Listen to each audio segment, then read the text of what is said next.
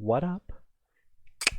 I finished episode two. Well, I finished episode two through five, but a redo of Healer. But I think episode two deserves its own review, and episodes three through five are just gonna get like an encompass arc of me talking shit about it. But let me tell you, episode two gave me what I wanted. Imagine this fucking picture here. That's what I saw. You know what I mean? We met Best Girl. We heard and we saw crickety crack, clickety clack, crickety crickety crickety clack. If you don't understand what that means, I'll explain to you in a little bit. But if you have watched the show and you understand what I meant by that, good for you. They're pretty cool. And so what you have here is just beautiful, beautiful animation, beautiful music, a beautiful plot. The main character, the healer, you don't even need to know these people's names. It's not worth your time to know their names. Healer dude, he's being abused. He gets raped, physically abused, all sorts of stuff. Because I guess in order to, his semen will be the path for any and all individuals to power up, basically. So he gets abused and used and keeps healing and becomes drug dependent. Basically they force him into drug dependency. Whatever. Don't worry though, he's the edgy main character protagonist. He'll get out of it. So what does he do?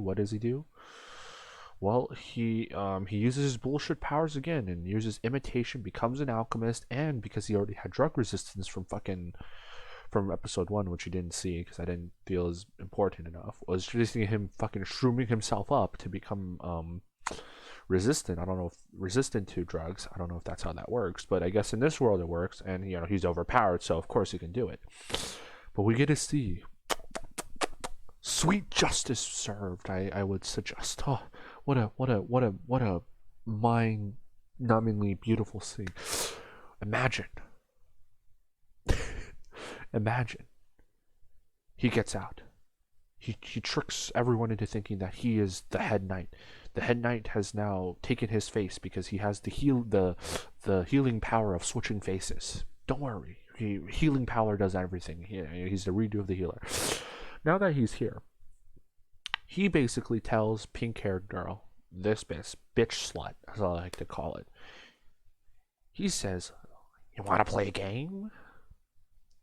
Let's play a game." And what game do they play?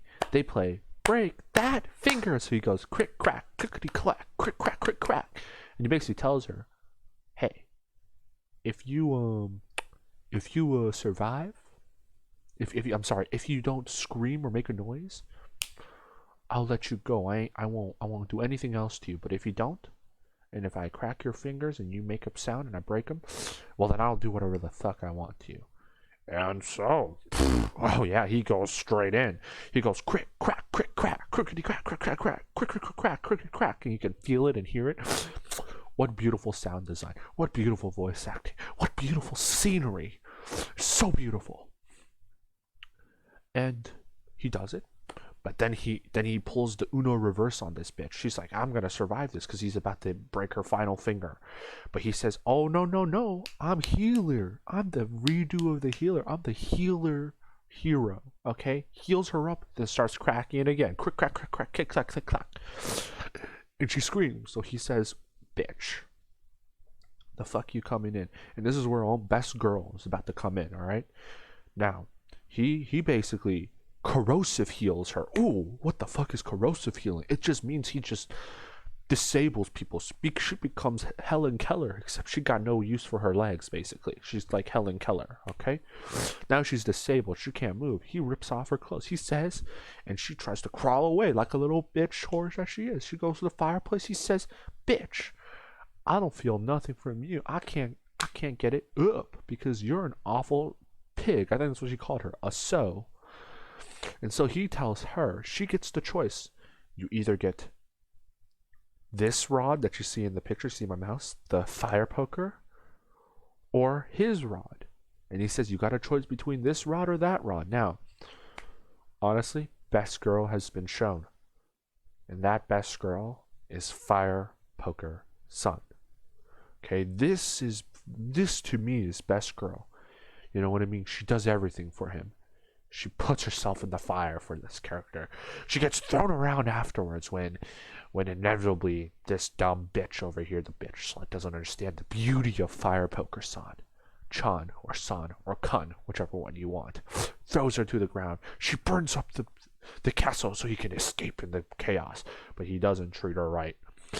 And throughout the whole show, 5 episodes in, Fire Poker San's best girl. If I had a choice between his rod or this rod, I'd choose Fire Poker San all the way, motherfuckers.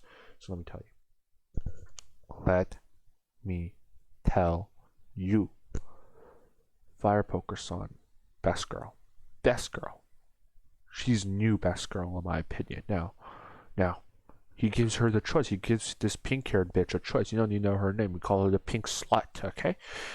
He says, my rod or this rod? And of course, she's dumb. She doesn't understand the beauty of Fire Poker San. So she says, his rod. Babadoom, babadoom. They get it through. They do it. Bam. Smooth sailing from there. He erases her memories after steals her away. And after she loses her memory, he says she gives him consent. Of course, it's not dubious. Just because she lost her memory doesn't mean she can't give actual consent. When he tells her, "Hey, before you had your memories erased, this is what you did to me," which is like her letting him do whatever he wants to her.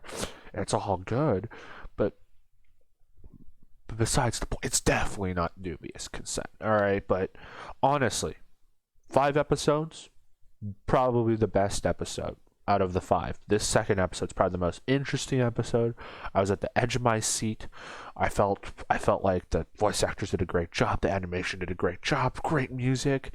You know what I mean? Oh my god, fucking greatest episode. Wasn't boring like the rest of them. This is when you knew shit's going down, and shit went down. But again, I must make it clear. Fire Poker San is best girl. Anyone who tells you otherwise is a fucking liar. Believe me, I know what I'm talking about. Alright? I know what I'm talking about here. Alright? So, would I suggest watching this show? Probably not. I think you'd be better off never having to watch this show. I think it's a waste of time. I think it's boring. But, if you want sweet release, a beautiful girl in the name of Fire Poker San, and her becoming your newest favorite waifu, watch this show. And I'm going to make a video on episodes 3 through 5 because they were just that uninteresting.